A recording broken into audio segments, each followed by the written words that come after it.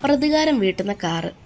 ഒരു കാറ്. ഈ കാറിൻ്റെ പ്രത്യേകത എന്തെന്നാൽ ഇതിനെ സ്നേഹിച്ചു കഴിഞ്ഞാൽ ഇത് സ്നേഹിച്ചു കൊല്ലും. പക്ഷേ ഇതിനെ ദ്രോഹിച്ച ഇത് കൊന്നു തിന്നും. 1983 ജോൺ കാർപെൻറ്ററിന്റെ സംവിധാനത്തിൽ പുറത്തിറങ്ങിയ ഒരു അമേരിക്കൻ സൂപ്പർ നാച്ചുറൽ ഹൊറർ ചിത്രമാണ് ക്രിസ്റ്റൈൻ. കഥയുടെ ഇതിവൃത്തം ഒരു കാറിനെ ചുറ്റിപ്പറ്റിയാണ്. ജീവനുള്ള കാറെന്നോ അല്ലെങ്കിൽ അമാനുഷിക ശക്തിയുള്ള കാറെന്നോ എന്നൊക്കെ നമുക്ക് പറയാം. അപ്പോൾ ഇനി കൂടുതൽ വലിച്ചു നീട്ടാതെ നമുക്ക് നേരെ കഥയിലേക്ക് കടക്കാം. സിനിമയുടെ തുടക്കം 1957. ഫ്ലിമിത് ഫ്യൂരി കാറുകളുടെ ഒരു ഫാക്ടറിയാണ് കാണിക്കുന്നത്. എല്ലാം തുടങ്ങുന്നത് ഈ ഒരു ഫാക്ടറിയിൽ നിന്നാണ്. വെള്ള നിറത്തിലെ ഫ്യൂരി കാറുകളുടെ ഇടയിൽ കിടക്കുന്ന ഒരു ചുമന്ന നിറത്തിലെ ഫ്യൂരി കാർ.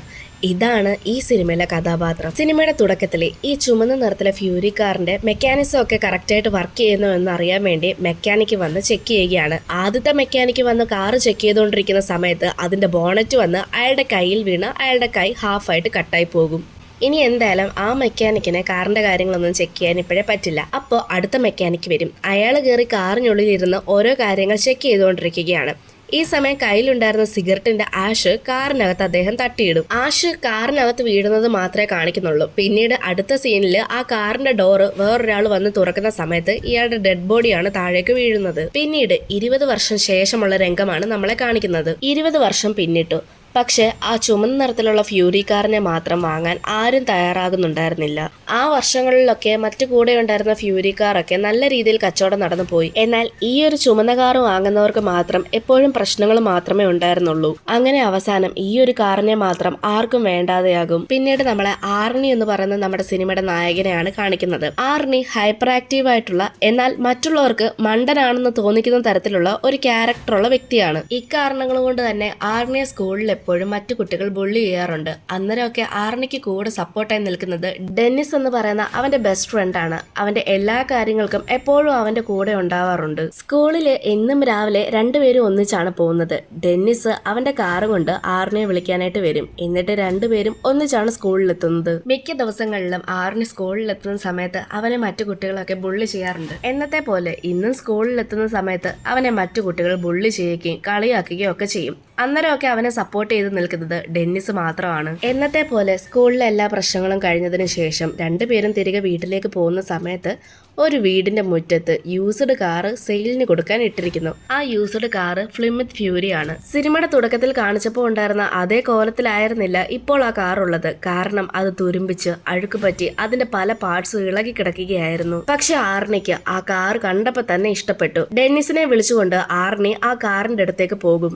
ആ കാറിന്റെ അവസ്ഥ വളരെ നല്ല മോശം രീതിയിലായിരുന്നു. എങ്കിലും അവനത് നല്ല ഇഷ്ടപ്പെട്ടു. അവനത് വാങ്ങാമെന്ന് തീരുമാനിക്കും. ആർണി കാറിന്റെ ഓണറിനെ കണ്ട് സംസാരിക്കും. കാറിന്റെ ഓണറിന്റെ പേര് ജോർജ് എന്നാണ്. അദ്ദേഹം ഈ കാറിനെ പറ്റിയുള്ള എല്ലാ കഥകളും ആർണിക്ക് പറഞ്ഞു കൊടുക്കും. ജോർജിന് ഈ ഒരു കാറ് കിട്ടിയത് തന്റെ മരിച്ചുപോയ ബ്രദറിന്റെ കയ്യിൽ നിന്നാണ്. ബ്രദർ മരിച്ചതിന് ശേഷം ജോർജ് ആണ് ഈ കാർ ഉപയോഗിച്ചുകൊണ്ടിരുന്നത്. പക്ഷേ ഈ കാറ് സാധാരണ ഒരു കാറല്ല. ഇതിനെ ചുറ്റിപ്പറ്റി കുറേയധികം നിഗൂഢതകളും കുറെ രഹസ്യങ്ങളും ഉണ്ട്. ചിലപ്പോൾ ഈ നിഗൂഢതകളും സംശയങ്ങളും ഒക്കെ വെറും തോന്നലാകാം. മാത്രമല്ല ജോർജ് ഈ കാറിന് ഒരു പേര് വിട്ടിട്ടുണ്ട്. കാറിന്റെ പേരാണ് ക്രിസ്റ്റീൻ. എന്തായാലും ആർണിക്ക് കാർ ഇഷ്ടപ്പെട്ടു. അവൻ കണ്ടു, വാങ്ങിച്ചു. നേരെ അവന്റെ വീട്ടിലേക്ക് പോകും. കൂടെ ഡെന്നിസും ഉണ്ട്. വീട്ടിലെത്തിയപ്പോൾ ആർണിയുടെ പേരൻസ് അവനെ നല്ല പോലെ ശകാരിക്കും. കാരണം ഇത്രയും പഴക്കമേറിയ ഒരു കാർ, അതും അതിന്റെ കണ്ടീഷൻ വളരെയധികം മോശവുമാണ്. പക്ഷെ ആർണി അതൊന്നും മൈൻഡ് ചെയ്യില്ല. കാരണം അവൻ ആ കാർ ഇഷ്ടപ്പെട്ടതുകൊണ്ടാണ് അവൻ വാങ്ങിയത്. എന്തായാലും വണ്ടി വാങ്ങിച്ചുകൊണ്ട് ഇങ്ങനെ വീട്ടിലിടാൻ പറ്റില്ല. കാരണം അതിന്റെ കണ്ടീഷൻ മോശമാണ്. അതുകൊണ്ട് അത് എത്രയും പെട്ടെന്ന് എല്ലാം ക്ലിയർ ചെയ്തെടുക്കണം. ഈ കോലത്തില് വണ്ടിയെ വീട്ടിലിട്ട് കഴിഞ്ഞാൽ ആ വണ്ടി എപ്പോഴൊക്കെ വീട്ടുകാർ കാണുന്നു അപ്പോഴൊക്കെ അവനെ കുറ്റം പറയും. അതുകൊണ്ട് ആർണി അന്ന് രാത്രി തന്നെ വീട്ടിൽ നിന്ന് വണ്ടി എടുത്തുകൊണ്ട് അവിടെ അടുത്തുള്ള ഒരു വർക്ക്ഷോപ്പിലേക്ക് പോകും. ആ വർക്ക്ഷോപ്പ് ഡാർണൽ എന്ന് പറഞ്ഞിട്ടുള്ള ഒരു വയസ്സായ ആളുടെയാണ്. അവിടേക്കാണ് ആർണി പോകുന്നത്. അങ്ങനെ ഒരാഴ്ചയോളം ആർണി ആ വണ്ടിക്ക് വേണ്ടി കുറെ അധികം കഷ്ടപ്പെടും. ആർണിക്ക് എപ്പോഴൊക്കെ സമയമുണ്ടോ അപ്പോഴൊക്കെ വർക്ക്ഷോപ്പിൽ വന്ന് വണ്ടി നന്നാക്കാനായിട്ട് ഡർണലിനെ സഹായിക്കും. മാത്രമല്ല ഇപ്പൊ ആർണിയുടെ സ്വഭാവത്തിലും ഒരുപാട് മാറ്റവും വന്നിട്ടുണ്ട്. അവന്റെ പേരൻസ് എപ്പോഴും അവനെ കൺട്രോൾ ചെയ്തൊക്കെയാണ് വളർത്തിയിട്ടുണ്ടായിരുന്നത്. അതുകൊണ്ട് തന്നെ അവന് സ്വന്തമായിട്ട് ഒരു കാര്യങ്ങളും ചെയ്യാൻ അറിയില്ലായിരുന്നു. പക്ഷെ ഇപ്പോ ആർണി ആദ്യമായിട്ടാണ് പേരൻസിന്റെ സഹായമില്ലാതെ ഒറ്റയ്ക്ക് നിന്നൊരു കാര്യം ചെയ്യുന്നത്. അവന്റെ വിയേർഡ് ആയിട്ടുള്ള ക്യാരക്ടറും ഇപ്പൊ മാറിയിരിക്കുകയാണ്. ഇക്കാര്യങ്ങളൊക്കെ ഡെന്നിസും നോട്ടീസ് ചെയ്യുന്നുണ്ട്. ഒരു സൈഡില് ഇതൊക്കെ നടക്കുന്ന അതേ സമയം മറുവശത്ത് ഡെന്നിസിനോട് ആർണിയുടെ അമ്മ പറയുകയാണ്, ഈ കാറിന്റെ ശരിക്കുമുള്ള ഓണർ, അതായത് ജോർജിന്റെ ബ്രദർ, കാറിനുള്ളിൽ ഇരുന്ന് സൂയിസൈഡ് ചെയ്യുകയാണ് ഉണ്ടായിരുന്നത്. അങ്ങനെ പിറ്റേന്ന് രാവിലെ ആകുമ്പോൾ ഡെന്നിസ് ഈ കാറിനെ പറ്റിയും ജോർജിന്റെ ബ്രദറിനെ പറ്റിയുള്ള കഥകൾ അറിയാൻ വേണ്ടി ജോർജിന്റെ വീട്ടിലേക്ക് എത്തും. ഡെന്നിസ് ജോർജിനോട് നിങ്ങളുടെ ബ്രദറിന് ശരിക്കും എന്താണ് സംഭവിച്ചത് എന്ന് ചോദിക്കുമ്പോൾ ജോർജ്, അവന് ഈ കാറെന്ന് വെച്ചാൽ ഭ്രാന്തായിരുന്നു, ഒരു തരം ഒബ്സഷൻ. അവൻ ഇതില്ലാതെ ജീവിക്കാൻ പറ്റാത്ത രീതിയിലായിരുന്നു. അതേ കാറ് കാരണമാണ് അവന്റെ മകളും ഭാര്യയും ഒക്കെ മരിച്ചത്. കണ്ണുള്ളപ്പോ കണ്ണിന്റെ വില അറിയില്ല എന്ന് പറയുന്നത് പോലെ അവന്റെ ഭാര്യയും മകളും പോയതിനു ശേഷമാണ് അവരുടെ വില അവൻ മനസ്സിലാക്കിയത്. അങ്ങനെയാണ് അവൻ മരണത്തിന് കീഴടങ്ങിയത്. പക്ഷെ വിചിത്രമായ കാര്യം എന്തെന്നാല് അവൻ മരിച്ചതിന് ശേഷം ഈ കാറ് എങ്ങനെയെന്നറിയില്ല എന്റെ വീടിന്റെ മുറ്റത്ത് വന്നു. അതിനുശേഷം ഈ കാറിന്റെ എല്ലാ കാര്യങ്ങളും നോക്കി നടത്തിയത് ഞാനാണ്. അന്ന് രാത്രി ഡെന്നിസ് വർക്ക്ഷോപ്പിൽ കിടക്കുന്ന കാറ് ഓപ്പൺ ചെയ്യാൻ നോക്കും. പക്ഷെ അവൻ ഓപ്പൺ ചെയ്യാൻ നോക്കുന്ന സമയത്ത് ആ കാറിനകത്തിലെ റേഡിയോ തന്നെ ഓൺ ആകും. കുറച്ചു നാളുകൾക്ക് ശേഷം ആർണി തന്റെ കാർ ഇപ്പോൾ നല്ല രീതിയിൽ വർക്ക് ചെയ്ത് പുറത്തിറക്കിയിരിക്കുകയാണ്. അതായത് അത് മൊത്തത്തിൽ റീസ്റ്റോർ ചെയ്യും. സ്കൂളിലെ തന്നെ ഏറ്റവും നല്ല ഫുട്ബോൾ പ്ലെയർ ആണ് ഡെന്നിസ്. അങ്ങനെ ഇരിക്കെ ഒരു ദിവസം സ്കൂളിൽ ഫുട്ബോൾ മാച്ച് വെക്കും. എല്ലാ പ്രാവശ്യവും നല്ലപോലെ കളിക്കുന്ന ഡെന്നിസിന് ഇപ്രാവശ്യം നല്ലപോലെ കളിക്കാൻ സാധിക്കില്ല. മാത്രമല്ല ഒരു ഘട്ടം എത്തുമ്പോൾ അവന് പരിക്ക് പറ്റുകയും അവൻ കിടപ്പിലാവുകയും ചെയ്യും. ഇതിനിടയ്ക്ക് തന്നെ ആർണിക്ക് ലീ എന്ന് പറയുന്ന ഒരു പെണ്ണുമായിട്ട് പ്രണയമാകും. അവർ രണ്ടാളും ക്രിസ്റ്റീൻ എന്ന് പറയുന്ന ആ കാറിനുള്ളിൽ നല്ല സമയം സ്പെൻഡ് ചെയ്തുകൊണ്ടിരിക്കുന്ന സമയത്ത് പെട്ടെന്ന് ലീ അവിടെ നിന്ന് എഴുന്നേറ്റ് പോകും. ലീ ആർണിയോട്, ഞാൻ കൂടെ ഉള്ളപ്പോഴും നീ എപ്പോഴും ആ കാറിന്റെ അടുത്ത് ഒബ്സസ് ആയിട്ടിരിക്കുന്നത് പോലെയാണ് എനിക്ക് തോന്നുന്നത് എന്നെല്ലാം പറയും. ഇത് കേൾക്കുന്ന ആർണി അത് വലിയ കാര്യമാക്കി എടുക്കില്ല. മാത്രമല്ല നല്ല മഴയും ഉണ്ടായിരുന്നു. അതുകൊണ്ട് അവളോട് കാറിനുള്ളിൽ വന്ന് കയറാൻ പറയും. ലീയും ആർണിയും കാറിനുള്ളിൽ കയറിയിരിക്കും. ഇന്നേരം ഫ്രണ്ടിലെ വൈപ്പർ സ്റ്റോപ്പ് ആകും. അതായത് അത് പെട്ടെന്ന് വർക്ക് ആവാതെ ആകും. അതെന്താണെന്ന് ചെക്ക് ചെയ്യാൻ ആർണി പുറത്തേക്ക് ഇറങ്ങി നോക്കും. എന്നാൽ ആർണി പുറത്തേക്ക് ഇറങ്ങുന്ന ഇതേ സമയത്ത് തന്നെ കാറിന്റെ ഡോറെല്ലാം ഓട്ടോമാറ്റിക് ആയിട്ട് ലോക്ക് ആകും. ശേഷം ഉള്ളിലിരിക്കുന്ന ലീയെ ഈ കാർ കൊല്ലാൻ നോക്കും. എന്നാൽ ഒരു തരത്തിൽ ലീ അതിൽ നിന്ന് രക്ഷപ്പെടും. പിന്നീട് ആർണി ലീയെ കൊണ്ട് വീട്ടിലാക്കും. ലീ ആർണിയോട്, എനിക്ക് തോന്നുന്നു ഈ കാറിന് ഞാൻ നിന്റെ കൂടെ ഉള്ളത് തീരെ ഇഷ്ടമല്ല. ആ കാറിന് എന്റെ അടുത്ത് ജലസ് ഉള്ളതുപോലെയാണ് എനിക്ക് തോന്നുന്നത്. ലീ ഇതൊക്കെ പറയുമ്പോഴും ആർണി അതൊന്നും വലിയ കാര്യമാക്കി എടുക്കില്ല. ശേഷം അവൻ വീണ്ടും തന്റെ കാറിനകത്തേക്ക് പോകും. വണ്ടിക്കുള്ളിൽ കയറി ആർണി കാർ സ്റ്റാർട്ട് ചെയ്യാൻ നോക്കുന്ന സമയത്ത് അത് സ്റ്റാർട്ട് ആവുന്നുണ്ടായിരുന്നില്ല. ഇന്നേരം ആർണി കാറിനോട് സംസാരിക്കുന്നതായിട്ടാണ് നമ്മളെ കാണിക്കുന്നത്. ഇന്ന് വണ്ടിക്കകത്ത് വെച്ച് നടന്നതൊന്നും തന്നെ നിന്നെ ബാധിക്കില്ല. ആരൊക്കെ എന്റെ അടുത്ത് വന്നാലും നീ കഴിഞ്ഞിട്ടേ ഉള്ളൂ അവരെല്ലാവരും എന്ന് ആർണി ആ കാറിനോട് പറയും. ഇങ്ങനെ പറഞ്ഞതിന് ശേഷം ആർണി വീണ്ടും കാർ സ്റ്റാർട്ട് ആക്കുന്ന സമയത്ത് അത് സ്റ്റാർട്ട് ആവുകയും ചെയ്യും. ആർണി കാർ ഇപ്പോഴും ഇടുന്നത് ആ ഒരു വർക്ക്ഷോപ്പിൽ തന്നെയാണ്. കാരണം വീട്ടിലുള്ളവർക്കൊന്നും ആ കാർ ഇഷ്ടമല്ല. അതുകൊണ്ടാണ് അവൻ ആ വർക്ക്ഷോപ്പിൽ തന്നെ ഇടുന്നത്. കാർ വർക്ക്ഷോപ്പിൽ ഇട്ടതിന് ശേഷം ആർണി ഷട്ടർ ഇട്ടിട്ട് പോകും. എന്നാൽ വർക്ക്ഷോപ്പിനുള്ളിൽ ആ കാർ നശിപ്പിക്കാൻ വേണ്ടി കുറച്ച് ആളുകളും കയറിയിട്ടുണ്ടായിരുന്നു. പിറ്റേന്ന് രാവിലെ ആർണി ലീയേയും കൊണ്ട് ആ വർക്ക്ഷോപ്പിലേക്ക് വരും. കാറും കൊണ്ട് എവിടേക്കെങ്കിലും കറങ്ങാൻ പോവാൻ വേണ്ടിയിട്ടാണ്. പക്ഷെ വർക്ക്ഷോപ്പിൽ വരുമ്പോൾ അവ കാണുന്നത് എന്തെന്നാൽ തന്റെ പൊട്ടിപ്പൊളിഞ്ഞു കിടക്കുന്ന കാറാണ്. ഇത് കാണുന്ന ആർണിക്ക് നല്ല ദേഷ്യവും വിഷമവും വരും. ആ ദേഷ്യമൊക്കെ അവൻ ലീയോടാണ് കാണിക്കുന്നത്. എന്നിട്ട് അവളോട് അവിടെ നിന്ന് പോകാനും പറയും. അവൾ പോയതിനു ശേഷം അവൻ എന്ത് ചെയ്യണമെന്ന് അറിയാതെ ഇങ്ങനെ നിൽക്കുകയാണ്. പിന്നീട് വീട്ടിലെത്തുമ്പോൾ അന്ന് പേരൻസ് അവനോട് ആ കാറ് നിനക്ക് വേറെ കാറ് ഞങ്ങൾ വാങ്ങിത്തരാമെന്ന് പറയും. ഇത് കേൾക്കുന്ന ആർണിക്ക് നല്ല ദേഷ്യം വരും. അവൻ അവന്റെ അമ്മയോട് നല്ലപോലെ ഷൗട്ട് ചെയ്തിട്ട് അവിടെ നിന്ന് എഴുന്നേറ്റ് പോകും. ഇന്നേരം ആർണിയുടെ അച്ഛൻ അവന്റെ കൂടെ എഴുന്നേറ്റ് വന്ന് നിന്റെ അമ്മയോട് പോയി സോറി പറ, നീ ആരോടാണ് ഇങ്ങനെ സംസാരിക്കുന്നത് എന്നൊക്കെ പറഞ്ഞ് വഴക്ക് പറയും. പക്ഷെ അവനാണേലോ അവന്റെ അച്ഛനെ കൊല്ലാൻ നിൽക്കുന്ന രീതിയിലാണ് സംസാരിക്കുന്നത്. അതായത് ഈ ഒരു കാർ വന്നതിന് ശേഷം ആർണിയുടെ സ്വഭാവം ഒരുപാട് മാറിയിരിക്കുകയാണ്. അവൻ ആ കാറിൽ ഒബ്സസ് ആയിരിക്കുകയാണ്. പിന്നീട് ആർണി വീണ്ടും വർക്ക്ഷോപ്പിലേക്ക് തന്നെ പോകും. എന്ത് ചെയ്യണമെന്ന് അറിയില്ല. തന്റെ പൊളിഞ്ഞു കിടക്കുന്ന കാറിനെ നോക്കി നിൽക്കുകയാണ്. ഈ സമയം കാറിന്റെ എഞ്ചിൻ സ്വയം റെഡി ആവുന്നത് ആർണി ശ്രദ്ധിക്കും. അതായത് കാറിന്റെ എഞ്ചിനെ അത് സ്വന്തമായിട്ട് തന്നെ റെഡിയാക്കുന്നത് ആർണി ശ്രദ്ധിക്കും. ഇത് കാണുന്ന ആർണി കാറിന്റെ അടുത്തേക്ക് വന്നതിന് ശേഷം നിനക്ക് ഇതുപോലെ ഇനി എന്തൊക്കെ ചെയ്യാൻ പറ്റുമെന്ന് ചോദിക്കും. ഇന്നേരം കാറ് തന്റെ പൊളിഞ്ഞുപോയ ബോഡിയെല്ലാം റീസ്റ്റോർ ചെയ്തെടുക്കുന്നതാണ് കാണിക്കുന്നത്. അതായത് അത് സ്വയം തന്നെ റീസ്റ്റോർ ആകും. ഇത് കാണുമ്പോൾ ആർണിക്ക് ഒരുപാട് സന്തോഷമാകും. കാരണം തന്റെ കാർ ഇപ്പോൾ പഴയതുപോലെ ആയിരിക്കുകയാണ്. അടുത്ത സീനില് ഈ കാറ് തല്ലിപ്പൊളിച്ച് കുറച്ച് ചെക്കന്മാരുണ്ടല്ലോ, ആ ചെക്കന്മാരുടെ കൂട്ടത്തിലെ ഒരു ചെക്കനെയാണ് കാണിക്കുന്നത്.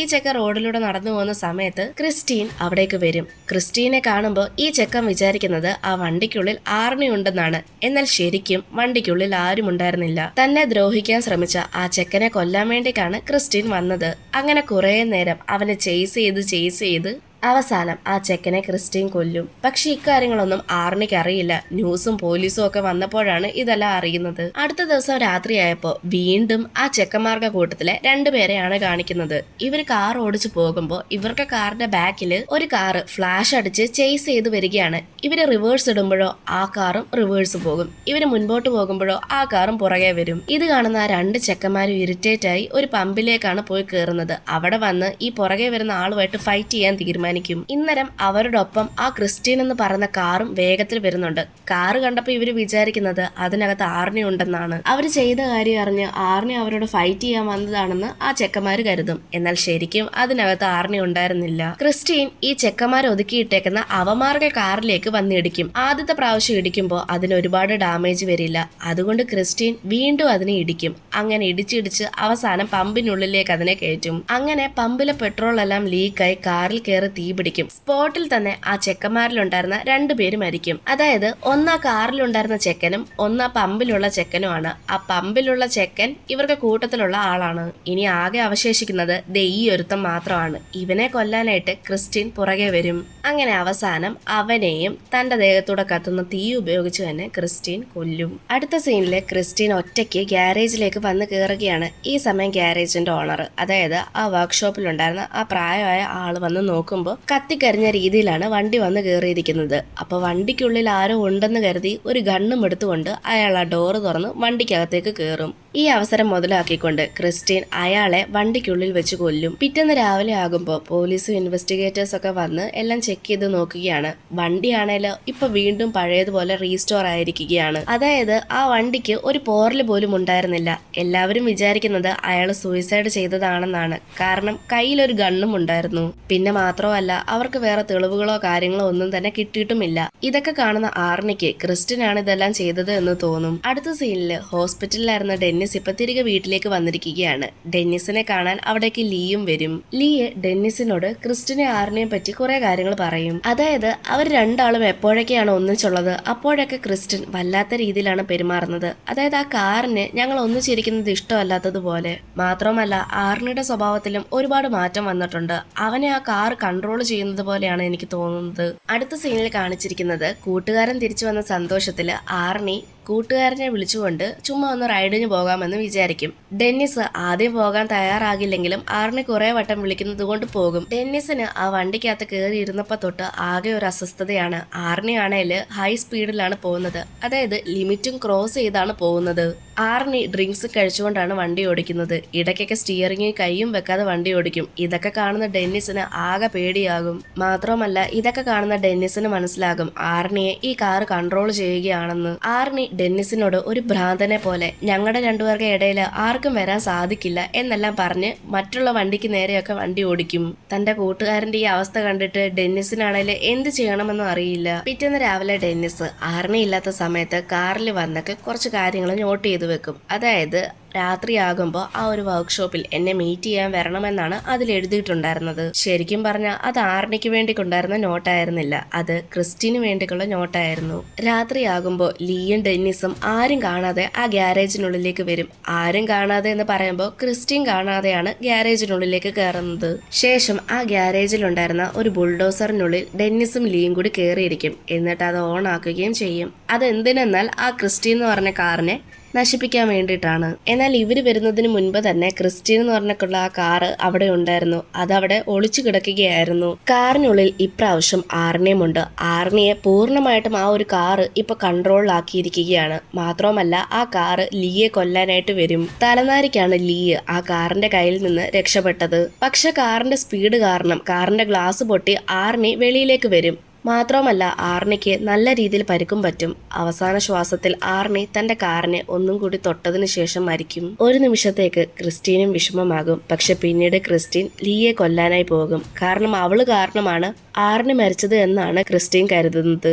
ക്രിസ്റ്റീൻ പല രീതിയിൽ ലീയെ കൊല്ലാൻ ശ്രമിക്കും. ലീയെ മാത്രമല്ല ഡെന്നിസിനെ. പക്ഷെ ഒരു ഘട്ടം എത്തുമ്പോൾ ഡെന്നിസ് ബുൾഡോസർ ഉപയോഗിച്ച് ക്രിസ്റ്റിനെ മൊത്തത്തിൽ ഇല്ലാതെയാക്കും. അവസാനം സ്ക്രാപ്പ് യാർഡിൽ തകർത്ത് വാരിയിരിക്കുന്ന ക്രിസ്റ്റിനെയാണ് കാണിക്കുന്നത്. ഇത് കാണുമ്പോൾ ക്രിസ്റ്റിൻ ഇനി ഒരിക്കലും വരില്ലെന്ന് നമുക്ക് തോന്നും. എന്നാൽ അന്നേരമാണ് ക്രിസ്റ്റിന്റെ ബോഡിയിലെ ഒരു പാർട്ട് പഴയതുപോലെ റീസ്റ്റോർ ആവാൻ തുടങ്ങുന്നത് കാണിക്കുന്നത്. അതിന്റെ അർത്ഥം ക്രിസ്റ്റീൻ വീണ്ടും തിരിച്ചു വരും. ആ ഒരു സീൻ അങ്ങനെ തന്നെ കാണിച്ചുകൊണ്ടാണ് ക്രിസ്റ്റീൻ എന്ന് പറയുന്ന ഈ ഒരു മൂവി തീരുന്നത്.